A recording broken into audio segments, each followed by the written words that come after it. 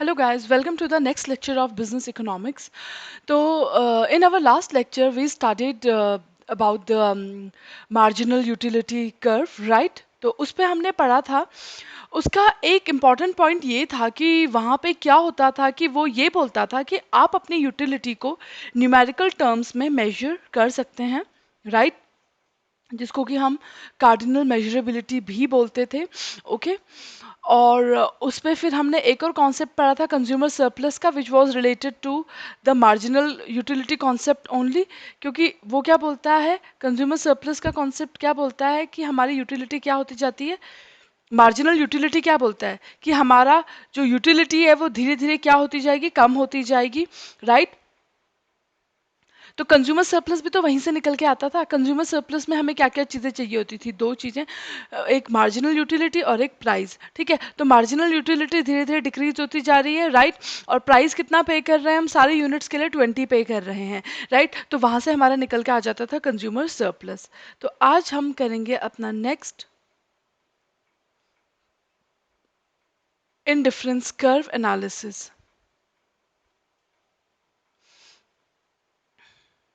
Okay. अब indifference curve analysis क्या बोलता है,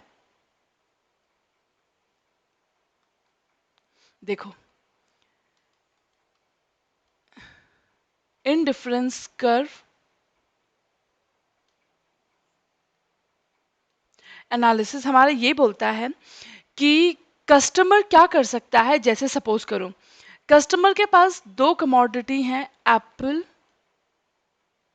और मैंगो, ओके। तो एक कंज्यूमर ये बता सकता है कि I prefer mango over apples, ठीक है। तो कस्टमर्स क्या करता है, बता सकता है कि मुझे ये चीज ज्यादा पसंद है और ये चीज कम पसंद है, ओके। तो मैंने दी, इसका मतलब कस्टमर ने दे दी मैंगो को रैंकिंग 1 और एप्पल को दे दी रैंकिंग 2, ठीक है। तो यही कॉन्सेप्ट है इंडिफरेंस कर्व का। इंडिफरेंस कर्व यही बोलता है कि कंज्यूमर सेटिस्फैक्शन तो मेजर नहीं कर सकता, बट वो क्या कर सकता है, he can certainly give what order, right. तो इसको हम ऑर्डिनल, वो था कार्डिनल कॉन्सेप्ट, और ये होता है कौन सा कॉन्सेप्ट, मार्जिनल कर्व था आपका कार्डिनल कॉन्सेप्ट, जो क्या बोलता था utility can be measured in numerical term. और इंडिफरेंस कर्व एनालिसिस आपका है ऑर्डिनल कॉन्सेप्ट, जो किस चीज़ पे बिलीव करता है, जो ये बोलता है कि हम अपनी जो सेटिस्फैक्शन है उसको न्यूमेरिकल टर्म में तो मेजर नहीं कर सकते हैं, बट येस हम सर्टेनली ऑर्डरिंग कर सकते हैं कि कौन सी चीज़ मुझे ज़्यादा पसंद है, कौन सी कम पसंद है। अब एक चीज़ बताओ, रियल लाइफ में कौन सा वाला ज़्यादा फॉलो कर होता है, मार्जिनल यूटिलिटी वाला कॉन्सेप्ट या इंडिफरेंस कर्व एनालिसिस वाला। ऑब्वियसली इंडिफरेंस कर्व एनालिसिस वाला ज़्यादा प्रैक्टिकल अप्रोच है, क्योंकि ये तो मैं या तुम हम सभी करते हैं कि प्रेफरेंस, राइट, कि नहीं मुझे ये ज़्यादा पसंद है, ये कम पसंद है, राइट। तो रियल लाइफ में हम सभी क्या करते हैं, ऑर्डरिंग करते हैं, राइट। बट जो मार्जिनल यूटिलिटी वाली चीज़ थी वो क्या बोलती थी कि we can, right, what, we can measure the satisfaction, जो कि थोड़ा सा it was bit impractical, right, because वो रियल लाइफ में नहीं होता है, राइट। तो रियल लाइफ से ज़्यादा मेल जोल खाती हुई कौन सी थ्योरी है, इंडिफरेंस कर्व एनालिसिस की, ओके। तो पता चल गया इंडिफरेंस कर्व एनालिसिस में हम ऑर्डरिंग करते हैं, राइट, कि मैंगो को 1 ऑर्डर दे दिया, एप्पल को 2nd ऑर्डर दे दिया, ओके। जबकि जो हम मार्जिनल वाली थ्योरी करते थे वो क्या बोलते थी, एप्पल खा के मिलेगा 30 का सेटिस्फैक्शन, ठीक है, मैंगो खा के मिलेगा 20 का सेटिस्फैक्शन। क्या ये प्रैक्टिकल था? This is not practical, okay. अब आते हैं वापस इंडिफरेंस कर्व एनालिसिस में। तो ये ज़्यादा पॉपुलर है और ज़्यादा रियलिस्टिक है, क्योंकि ये क्या बोलता है, ये किस पे बिलीव रखता है, ऑर्डिनल यूटिलिटी अप्रोच। ये किस पे चलता है, ऑर्डिनल यूटिलिटी पे, ठीक। ये क्या बोलता है कि कंज्यूमर कैसे उसका बिहेवियर कैसे होता है, it is based on consumer preferences. Okay. और जैसा कि मार्जिनल यूटिलिटी थ्योरी बिलीव करती थी, वो थ्योरी क्या बिलीव करती थी कि मार्जिनल यूटिलिटी कैसी थ्योरी है, कैसी थ्योरी है जहाँ पे human being can measure his satisfaction in numerical term, जबकि इंडिफरेंस कर्व इस चीज को नहीं मानती। वो क्या बोलती है कि रियल लाइफ में हम मेजर वेजर कुछ नहीं करेंगे, हम बस क्या करते हैं, ऑर्डरिंग करते हैं। Okay. It can not be measured quantitatively, right. जहाँ जैसे कि कहाँ होता था क्वांटिटेटिवली, मतलब इन क्वांटिटी, जैसे कि कहाँ देखा जाता था, मार्जिनल यूटिलिटी कर्व में देखा जाता था, राइट। यहाँ पे किस चीज पे बिलीव करते हैं, इन डिफरेंस कर्व थ्योरी में हम बिलीव करते हैं किसमें, टू ऑर्डर प्रेफरेंसेस। हम न्यूमेरिकल टर्म में मेजर नहीं करेंगे अपना satisfaction, right. In difference curve में हम क्या करते हैं, हम ऑर्डरिंग देते हैं, सिंपल, राइट। तो the consumer preference approach is therefore N ordinal concept. यहाँ पे ऑर्डिनल कॉन्सेप्ट चलता है।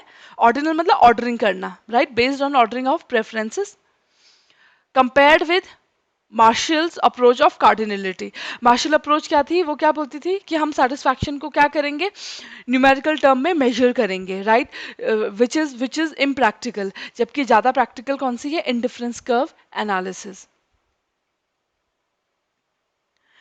अब यहाँ पे भी वही चीजें हैं। कंज्यूमर इज रैशनल, ये हर जगह हर थ्योरी का एक मेन अजम्पशन क्या होता है, कंज्यूमर इज रैशनल। रैशनल मतलब होता है लॉजिकल, वो सोच समझ के खर्च करेगा, राइट। ओके। और दूसरा अजम्पशन क्या है, utility is ordinarily expressible. Ordinary मतलब हम न्यूमेरिकल टर्म में तो मेजर नहीं करते हैं, यहाँ पे हम क्या करते हैं, ऑर्डरिंग देते हैं, राइट। तो consumer is capable of ranking all conceivable combinations of goods according to the satisfaction they yield. जो सबसे ज्यादा सेटिस्फैक्शन देगा उसको ऑर्डरिंग देंगे वन, एंड उसके बाद second, third and so on. Okay. वो रैंक करेगा first preference, second preference. Okay. But वो ये नहीं बताएगा कि ए से मुझे मिल रहा है 20 का सेटिस्फैक्शन, बी से मिल रहा है 10 का सेटिस्फैक्शन, नहीं। Okay. Consumers choices are assumed to be transitive. इसका क्या मतलब है ट्रांजिटिव का,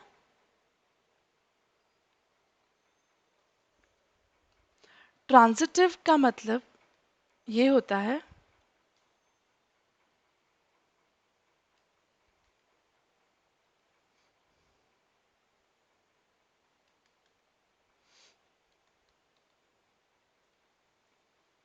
सपोज करो मेरे पास तीन कमोडिटी है, ए, बी और सी।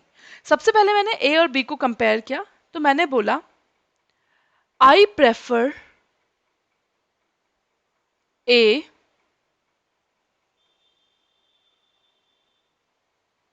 Over B. ओके, ठीक। उसके बाद, या इस तरीके से भी लिख दो, ठीक है। उसके बाद सेकेंडली, अब मैंने बी और सी में कंपेयर करना है, तो बी और सी में मैंने कंपेयर करा और मैंने क्या बोला, I prefer B over C. Okay. तो मैंने बी को ज्यादा रैंकिंग दी देन सी। तो मैं एक तरीके से बोल सकती हूं कि I prefer A over C, right. तो हम इसको ऐसे भी बोल सकते हैं। Okay, simple. तो इसी को हम बोलते हैं ट्रांजिटिव।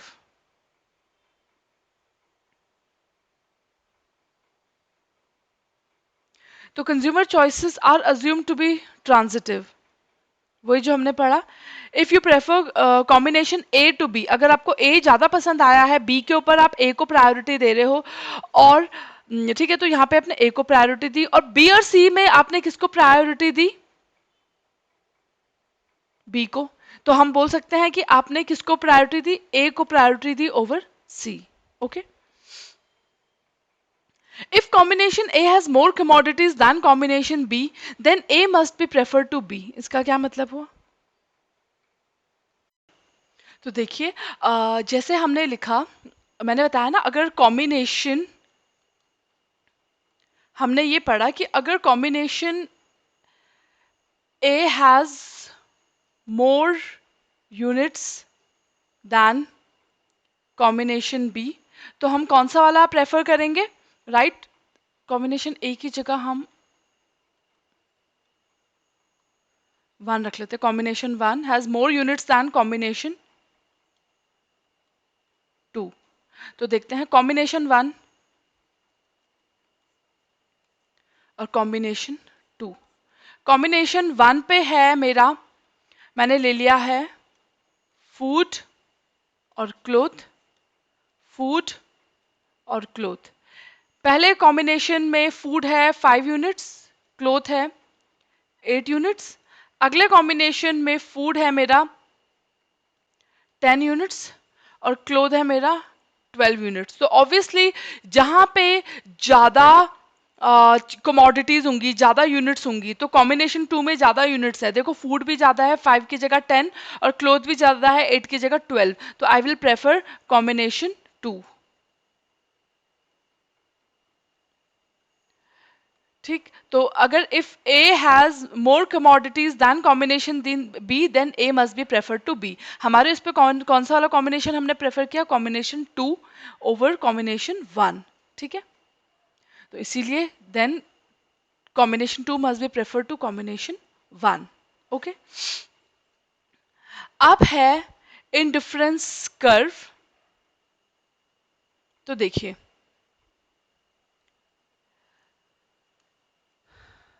सपोज करो मेरे पास है इनकम 80,000 रुपया,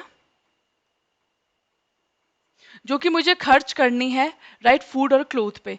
तो मैंने फूड लिया 1 यूनिट, पहला ऑप्शन, और क्लोथ मैंने लिया कितना? 12 यूनिट्स। ओके, अब मुझे फूड बढ़ाना है, फूड करना है मुझे 2 यूनिट्स। तो अगर मैं फूड बढ़ाऊंगी तो क्लोथ मुझे क्या करना पड़ेगा? सैक्रिफाइस करना पड़ेगा। क्यों? क्योंकि रिसोर्सेज तो लिमिटेड ही है ना, राइट। तो पहला ऑप्शन ये था कि 1 unit of food and 12 units of cloth. अब अगला मेरे पास ऑप्शन ये भी हो सकता है कि अगर मुझे 2 यूनिट्स फूड चाहिए तो क्लोथ कितना लेना पड़ेगा मुझे? 6 यूनिट्स। तीसरा ऑप्शन ये भी हो सकता है, 80,000 रुपये खर्च कर रही हूं मैं, तो ये भी हो सकता है 3 यूनिट्स ऑफ फूड रखूं मैं और 4 यूनिट्स ऑफ क्लोथिंग। अगला ये भी हो सकता है, 80,000 रुपये मुझे खर्च करने हैं, तो अगला ये भी हो सकता है कि मैं फूड खरीद रही हूँ 4 यूनिट्स और क्लोथ खरीद रही हूँ 3 यूनिट्स। क्या ऐसा हो सकता है कि अभी भी मैं फूड बढ़ा रही हूँ, 2 यूनिट्स कर रही हूँ, तो क्लोथ अभी भी मैं खरीद रही हूँ 12 यूनिट्स? ऐसा पॉसिबल नहीं है, क्योंकि रिसोर्सेस, पैसा तो मेरे पास लिमिटेड ही है ना। तो अगर मुझे एक चीज बढ़ानी है तो मुझे दूसरी चीज सैक्रिफाइस करनी ही पड़ेगी। ओके, तो यही है, यहाँ पे ये भी लिखा हुआ है एमआरएस, मार्जिनल रेट ऑफ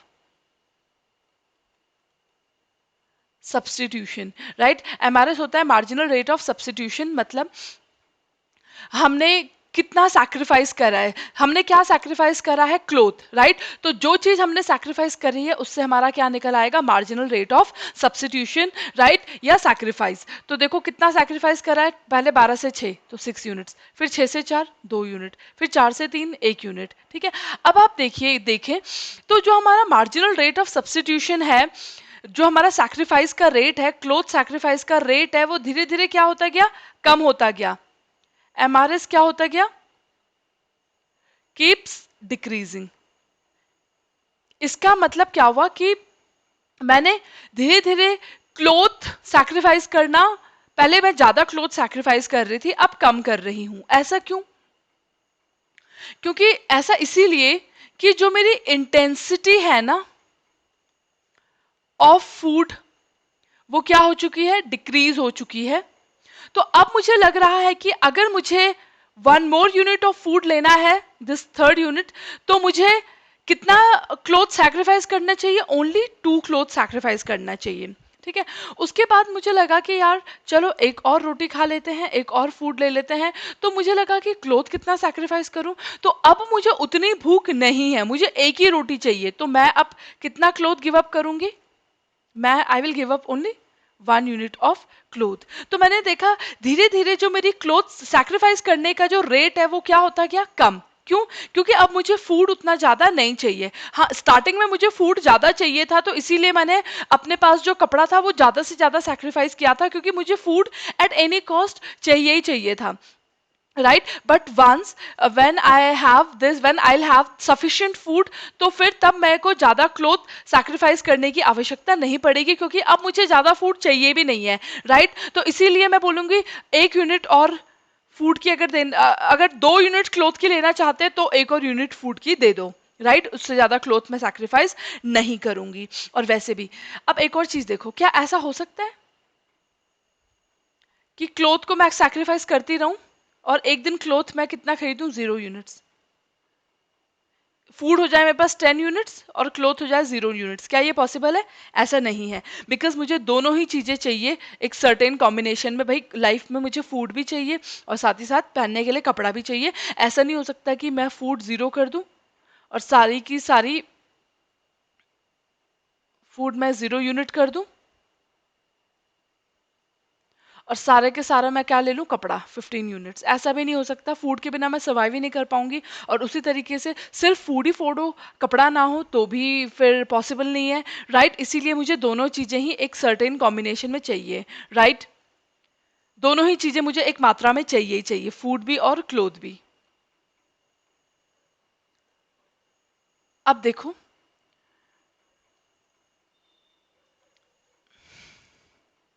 अब एक मैं इसको प्लॉट कर मैं इसको अब देखो, मैं एक और चीज कर लेती हूँ। पहले मेरी इनकम थी 80,000, अब मैं अपनी इनकम कर लेती हूँ यहाँ पे 1 लाख रुपए। मैंने इनकम बढ़ा दी है। ठीक है, इनकम मैंने कर दी है कितनी?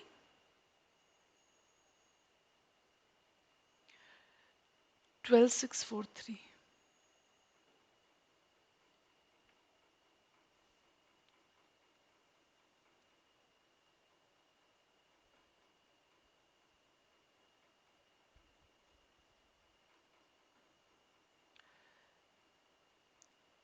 तो चलो,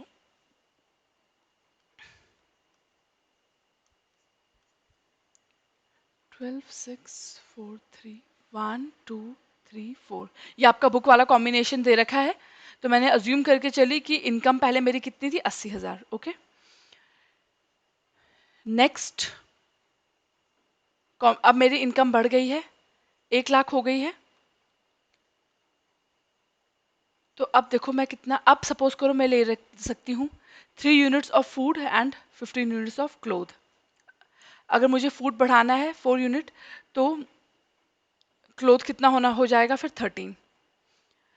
अगर मुझे फूड और बढ़ाना है 5 करना है, तो क्लोथ हो जाएगा 10। मुझे फूड और चाहिए अगर,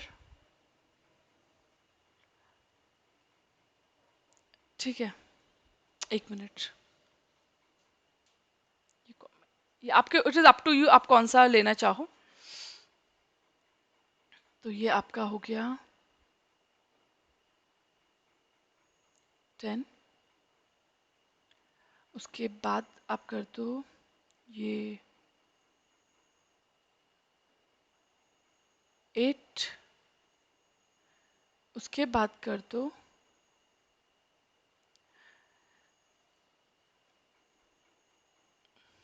मैं, मुझे फूड और बढ़ाना है तो मुझे क्लोथ और सैक्रिफाइस करना है, मुझे करना पड़ेगा। ठीक है, तो ये आ गया, फूड बढ़ाने के लिए मैंने क्लोथ सैक्रिफाइस करा। ओके, अब देखो, मैं ये वाला पहले प्लॉट कर लेती हूँ कॉम्बिनेशन। ये था बुक में, याद करो, ये दे रखा था ऑप्शन।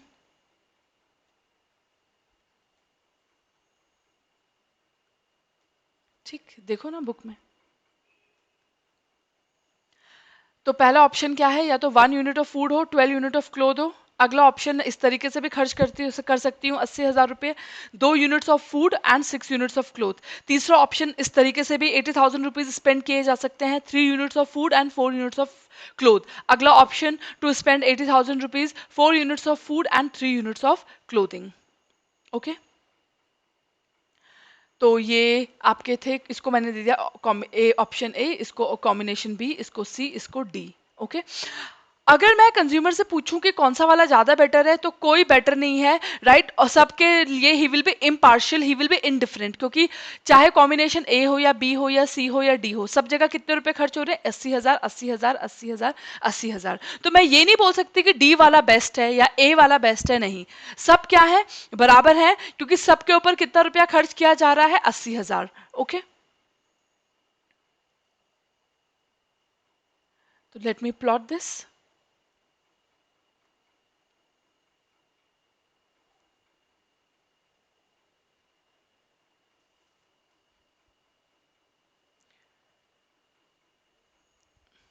तो इस तरफ रख लो फूड और इस तरफ रख लो, वाई एक्सिस में रख लो क्लोथ और एक्स एक्सिस में रख लो फूड। तो 1 2 3 4 5 6 3 9 12 15 18। सबसे पहले मैं ये वाला कॉम्बिनेशन प्लॉट कर रही हूँ, फूड और क्लोथ, 80,000 रुपए की इनकम वाला। तो तब क्या ऑप्शन था? पहला ए, फूड 1 और क्लोथ 12। अगला, पहला पॉइंट ये आया। अगला, फूड 2 क्लोथ 6, फूड 2 क्लोथ 6।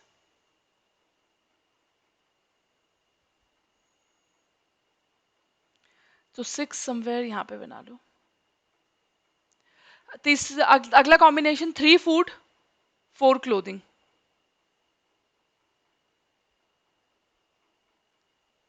अगला 4 फूड 3 क्लोथिंग, 4 फूड 3 क्लोथिंग।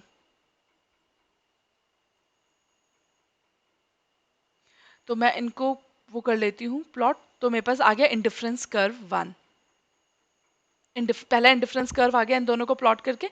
तो ये वाला कॉम्बिनेशन था, पहला कॉम्बिनेशन था ए, फिर अगला कॉम्बिनेशन था बी, तीसरा कॉम्बिनेशन था 3 और 4 वाला सी, अगला कॉम्बिनेशन था डी। अगर मैं आपसे पूछूं कौन सा कॉम्बिनेशन ज्यादा बेटर है, ए या बी या सी या डी, तो ऐसा कुछ नहीं है। I will be indifferent among them, all the combination will give us the same level of satisfaction. क्योंकि ए वाले कॉम्बिनेशन पे भी कितना रुपया खर्च किया गया था? 80,000। अगले वाले में भी 80,000, यहाँ पे भी 80,000, यहाँ पे भी 80,000। ठीक है, सब जगह 80,000 रुपए खर्च किए गए हैं।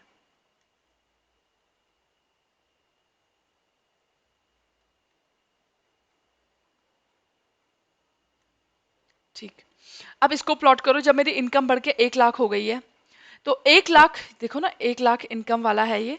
1 लाख पे क्या ऑप्शन है? फूड 3 और cloth 15। Food 3 cloth 15। Food 4 cloth 10, food 4 cloth 10।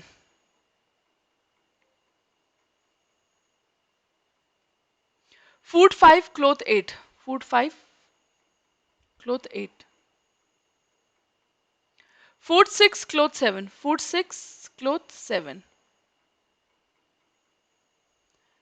तो प्लॉट करती हूँ, तो मेरे पास इस तरीके से अगला इंडिफरेंस कर्व आ जाएगा जब मेरी इनकम कितनी है? 1 लाख। ठीक है, इन पॉइंट्स को मैं नाम दे देती हूँ, पी क्यू, एक ये था आर और एक ये था एस। ठीक है, तो अगर मैं पूछूं कि अगर आपको कॉम्बिनेशन, अगर आपको ए या पी चूज करना पड़े, तो कौन सा चूज करोगे? ऑब्वियसली पी वाला, ये है पी क्यू आर एस। क्योंकि पी में देखो, ए में फूड 1 है और क्लोथ कितना है? 12। और पी में फूड भी 3 है और क्लोथ भी ज्यादा है, 15 है। तो ए और पी की बात करें तो I will always prefer P, right. क्योंकि हमने पढ़ा था ना, कंज्यूमर कौन सा वाला कॉम्बिनेशन चूज करेगा? कौन सा वाला कॉम्बिनेशन चूज करता है? Which has more units. ठीक है, तो अगर मैं ए और पी की बात करूं, तो आई विल चूज पी। पर अगर मैं ए बी सी डी से में ही कोई चूज करने की बात करूं, मैं बोलूं ए या डी, तो आप बोलोगे same, same level of satisfaction, कोई फर्क नहीं है। अगर मैं बोलूं सी और बी, सी या बी, ये भी सेम। तो हमने क्या पढ़ा,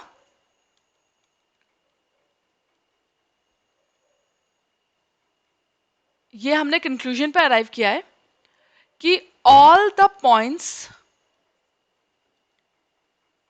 lying on a same indifference curve give us the same level of satisfaction।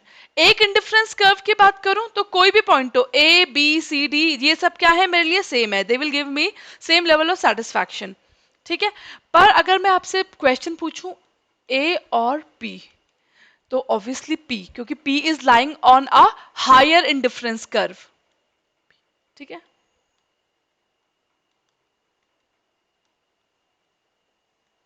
Higher indifference curve. ठीक है, क्यों? क्योंकि तब मेरे पास रिसोर्सेस क्या हो गए थे, बढ़ गए थे ना, 1 लाख रुपए की इनकम हो गई थी। तो ऑब्वियसली कौन नहीं चाहेगा कि मेरे को 80,000 रुपए की जगह कितने रुपए का सामान मिले, 1 लाख का मिले, राइट। अगर मैं बोलूं सी और आर, तो आप क्या बोलेंगे, कौन सा, सी या आर? आर, क्योंकि R is lying on higher indifference curve. मैं बोलूंगी सी और डी, तो आप बोलोगे सी और डी एक ही कर्व में है तो सेम। यहाँ पे मैं कोई पार्शियल नहीं रहूंगी, यहाँ पे I will be indifferent. Indifferent मतलब कोई फर्क नहीं है, कोई भी दे दो, ए दे दो या बी दे दो या सी या डी। ठीक है, तो एक इंडिफरेंस कर्व में सारे पॉइंट्स मुझे क्या देंगे, सेम लेवल ऑफ सेटिस्फैक्शन। ठीक है। हाँ, अगर मेरी इनकम ये थी 80,000 वाली, राइट, ये थी मेरी 1 लाख वाली इनकम, अगर मेरी इनकम और बढ़ जाके 1,20,000 हो गए, तो और अच्छे कॉम्बिनेशंस आ जाएंगे, तो फिर मैं इनको भी छोड़ के I will wish for these combinations. ठीक है। तो कंज्यूमर की कोशिश रहती है कि वो हायर से हायर इंडिफरेंस कर्व क्या कर सके, चूज कर सके। ओके।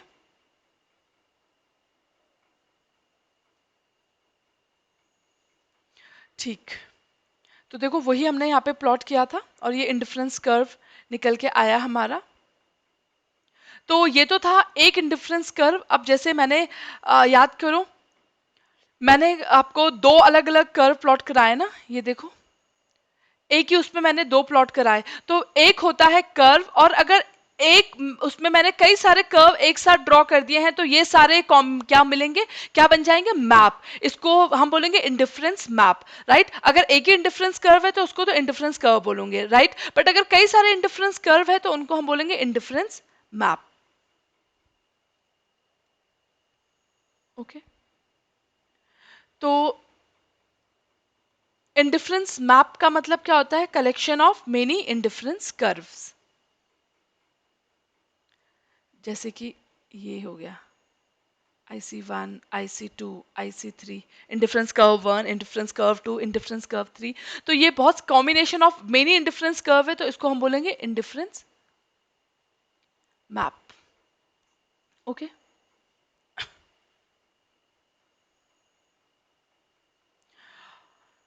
ठीक है, और वही चीज मैंने बताई, consumer is indifferent among the combinations lying on same indifference curve.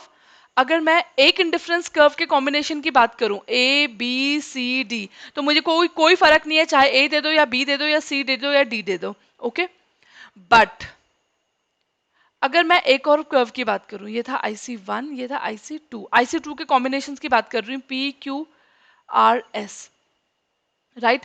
तो he will prefer combination on higher indifference curve to the combinations lying on a lower indifference curve. वो कौन से वाले ऑप्शंस चूज करेगा फिर, PQRS इंस्टेड ऑफ ABCD। क्यों? क्योंकि PQRS का मतलब मेरी इनकम कितनी हो गई है, 1 लाख रुपए, राइट। अब मुझे ज्यादा ज्यादा सामान मिल रहा है, ज्यादा ज्यादा फूड मिल रहा है, ज्यादा ज्यादा क्लोथ मिल रहा है। तो जितना ज्यादा इंडिफरेंस कर्व हाई होता जाएगा, इसका मतलब more of food and more of cloth. ठीक है। तो हमने क्या देखा, higher indifference curve signifies, higher indifference curve IC2 signifies higher level of satisfaction। तो वही चीज लिखी हुई है, all combination of IC1, चाहे A हो या B हो या C हो D हो, give us same satisfaction। जबकि all combination on IC2, IC2 ये मुझे ज्यादा satisfaction देंगे। ओके।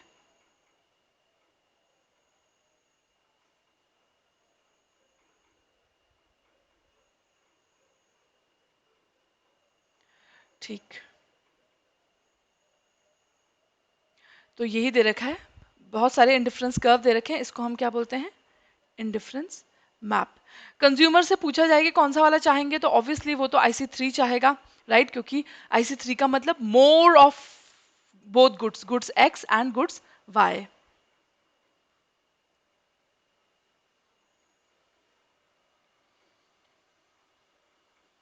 तो कल हम ये मार्जिनल रेट ऑफ सब्स्टिट्यूशन, वैसे हम ये कर चुके हैं marginal rate of substitution, okay, but तो हमने मार्जिनल रेट ऑफ सब्स्टिट्यूशन, इसका क्या फॉर्मूला है, MUX अपॉन MUY, राइट, एक गुड अपॉन दूसरा गुड, ये स्लोप निकालते हैं, स्लोप में हम राइट राइट, तो एक गुड्स को हम न्यूमरेटर में रखेंगे, अगले गुड्स को हम डिनोमिनेटर में रखेंगे। तो मार्जिनल रेट ऑफ सब्स्टिट्यूशन क्या होता है, rate at which consumer is prepare to exchange goods, right, वो रेट जिस राइट अभी उस याद करो अपने एग्जांपल में, हमें अपने फूड और क्लोथ जो हमने बुक में एग्जांपल किया, वहां पे हम क्या सैक्रिफाइस कर रहे थे, क्लोथ, राइट, तो जिस रेट से मैंने क्लोथ सैक्रिफाइस करा उसी को मैंने क्या बोला, marginal rate of substitution, okay, ठीक है। उसके बाद हमने ये देखा कि MRS हमारा क्या होता है, फॉल होता है, राइट, क्यों, क्योंकि पहले मुझे ज्यादा इंटेंसिटी थी फूड की, तो मैंने ज्यादा सेक्रीफाइस करा अपना क्लोथ, फिर धीरे धीरे मेरा कम हो गया, right, I think it was 2:1, ठीक है, इस तरीके से आया था, धीरे धीरे जो मेरा रेट ऑफ सैक्रिफाइस हो गया वो क्या हो गया, कम हो गया, क्योंकि अब मुझे ज्यादा फूड नहीं चाहिए, ओके, तो क्यों, क्योंकि अब मेरी वांट सैटिएबल हो गई, सेटिस्फाई हो गई, तो अब फूड की मेरी जो इंटेंसिटी थी वो क्या हो गई है, कम हो गई है, अब मुझे ज्यादा फूड नहीं चाहिए, ठीक।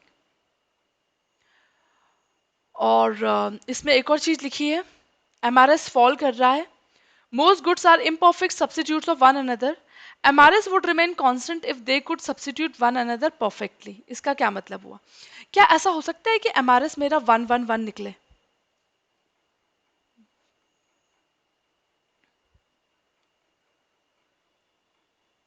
तो देखो,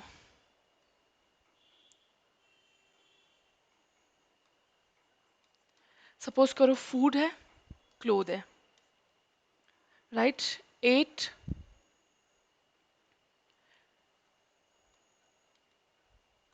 फूड 1 2 8, अगर ऐसा हो कि एक यूनिट फूड की है, 8 यूनिट्स क्लोथ की है, फिर मुझे फूड की एक और यूनिट चाहिए, तो मुझे क्लोथ कितना सैक्रिफाइस करना पड़ा, 1, फिर मुझे फूड की एक और यूनिट चाहिए, क्लोथ कितना सैक्रिफाइस करना पड़ा, 7 - 6 1, फिर मुझे फूड की एक और यूनिट चाहिए, क्लोथ कितना सैक्रिफाइस करना पड़ा, 1, क्या ऐसा हो सकता है, नहीं, रियल लाइफ में ऐसा नहीं होता, क्योंकि ऐसे केस में तो MRS 1 आएगा, MRS 1 नहीं आ सकता, क्योंकि खुद देखो ना, जब पुराने जमाने में बार्टर सिस्टम होता था,